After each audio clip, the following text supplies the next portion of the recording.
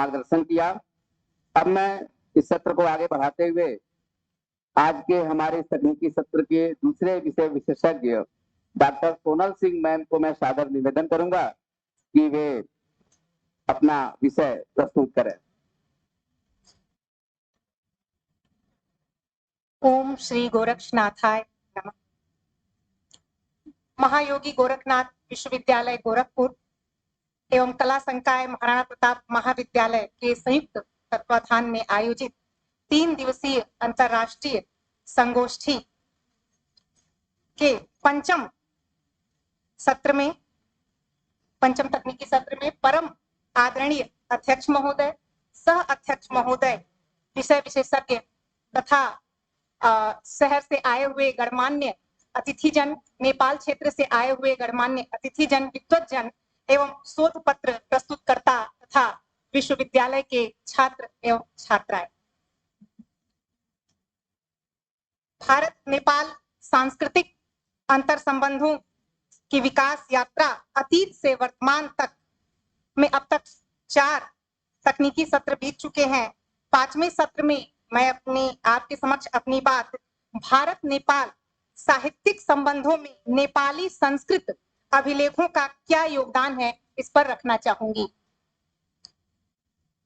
मैं अपनी बात कहने से पूर्व महाराणा प्रताप महाविद्यालय की बहुत बहुत आभारी हूं, जिन्होंने मुझे यहाँ पर बुला के मुझे इतने गौरव की अनुभूति कराया। मैं विश्वविद्यालय परिसर तथा महाविद्यालय परिसर के प्रति हार्दिक कृतज्ञता ज्ञापित करती हूँ। पांडुलिपियां हमारी महत्वपूर्ण सांस्कृतिक धरोहर हैं। इनके संरक्षण को ध्यान में रखते हुए वाराणसी में तत्कालीन गवर्नमेंट संस्कृत कॉलेज में विश्व प्रसिद्ध सरस्वती भवन लाइब्रेरी की स्थापना की, जो दुनिया का सबसे बड़ा पांडुलिपि संग्रह है। वहां पर 1 लाख से अधिक पांडुलिपियों का संग्रह देखा जा चुका है। मैं भी कल अभी देख करके आई हूं वहां पर, जिसमें अति दुर्लभ कोटि के संस्कृत अभिलेख भी रखे हुए हैं। लेकिन नेपाल में भी इस दिशा में महत्वपूर्ण संग्रह उपलब्ध है, जो हम सभी के लिए गौरव की बात है। इसी प्रकार अगर हम अभिलेखों की दृष्टि से देखते हैं तो भारत सरकार एवं पर्यटन संस्कृति मंत्रालय का एक कार्यालय, जो 1891 में कोलकाता में इसकी शुरुआत हुई थी, जिसकी राजधानी जब कोलकाता से बदलकर दिल्ली हुई तो अब यह दिल्ली में स्थानांतरित हो चुका है, राष्ट्रीय अभिलेखागार। सामान्यतः अभिलेख वह होते हैं जो पाषाण, स्तंभ, ताम्रपत्र, धर्म स्मारक, मुद्रा, देवालय स्मारक आदि पर अंकित लेख को हम अभिलेख कहते हैं। अंग्रेजी में इसे इंस्क्रिप्शन शब्द से कहा गया है, जो इंस्क्राइब धातु से निर्मित है। इसका अर्थ भी यही होता है, उत्कीर्ण करना। वहीं संस्कृत भाषा में हम जब देखते हैं तो अभिलक्ष्य लेख अभिलेख, अर्थात किसी उद्देश्य को लेकर लिखा गया लेख ही अभिलेख की श्रेणी में रखा जाता है। अभिलेख कई प्रकार के हैं, जैसे नरगेल, लक्ष्मणेश्वर, प्रस्तर लेख, सिक्कों पर सांचे के माध्यम से तैयार किए गए लेख, पकाने से पूर्व गीली मिट्टी पर उत्कीर्ण किए गए लेख, धरातल को खुरेद कर उस पर उत्कीर्ण लेख अभिलेख की श्रेणी में रखे जाते हैं। ध्यान देने योग्य बात है कि अस्थायी लेखन सामग्री को अभिलेख नहीं मानते हैं, जैसे ताड़पत्र, भुर्जपत्र, कागज पर लिखित लेख अभिलेख की श्रेणी में नहीं आते हैं। वहीं ओम, स्वास्तिक, सिद्धम, इन चिन्हों को भी हम अभिलेख की श्रेणी में रखते हैं। अभिलेखों का जो समय है वह सिंधु घाटी सभ्यता से प्राप्त होता है। इन अभिलेखों के ज्ञान से सिंधु घाटी सभ्यता के तत्कालीन समाज का भी हमें पता चलता है कि कैसे सिंधु घाटी सभ्यता थी उस समय। वहीं भगवान बुद्ध के काल में अनेक अभिलेख उत्कीर्ण किए गए। संस्कृत अभिलेखों का समय प्रथम शताब्दी से माना जाता है। देशों के पश्चिम भागों से अभिलेख अधिक संख्या में हमें प्राप्त हुए हैं तथा 7वीं शताब्दी तक शुद्ध रूप में हमें मिलते हैं। वहीं जब हम नेपाल पे दृष्टि डालते हैं तो संस्कृत अभिलेख जो प्राप्त हुए वह 5वीं शताब्दी से लेकर 8वीं शताब्दी के मध्य के लेख हमें प्राप्त होते हैं। इनमें नेपाल के राजा नरेंद्र देव, शिवदेव द्वितीय, जयदेव द्वितीय ने इसे संरक्षण और सुरक्षित किया। नेपाल के लिच्छवी वंशी राजाओं के पास इस समय संस्कृत के 89 अभिलेख उत्कीर्ण कराए थे उस तत्कालीन समय में।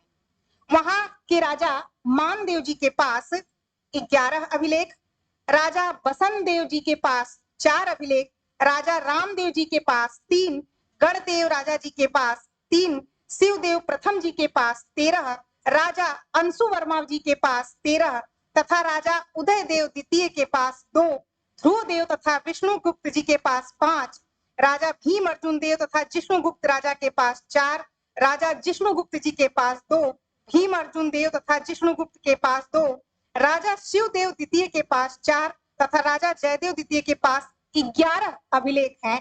इस तरह कुल 89 अभिलेख प्राप्त होते हैं।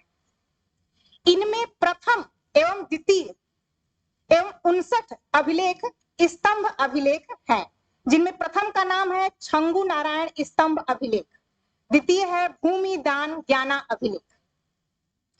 इन्हें 5 भागों में वहां पर बांटा गया है। पहला प्रशंसात्मक अभिलेख जो 5 हैं, धार्मिक अभिलेख 11 हैं, स्मारक प्रधान अभिलेख 10 हैं, दान संबंधी अभिलेख 8 हैं, राजाज्ञा प्रधान अभिलेख 55 हैं।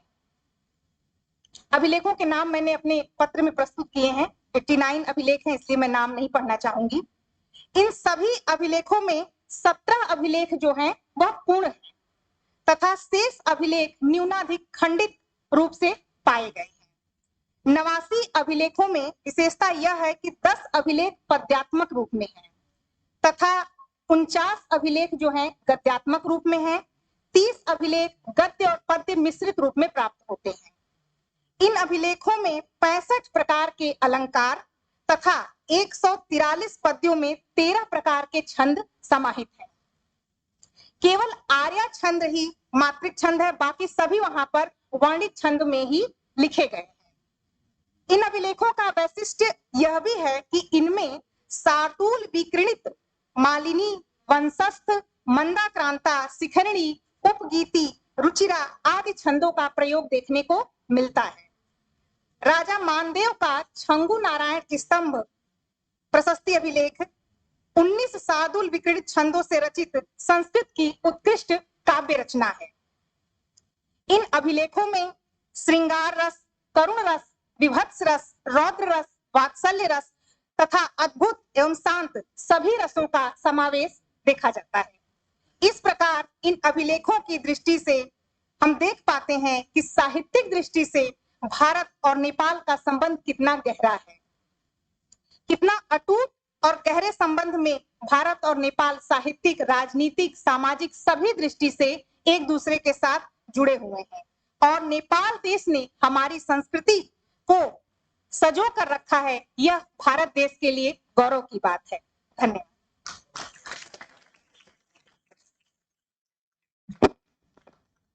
बहुत बहुत धन्यवाद मैम।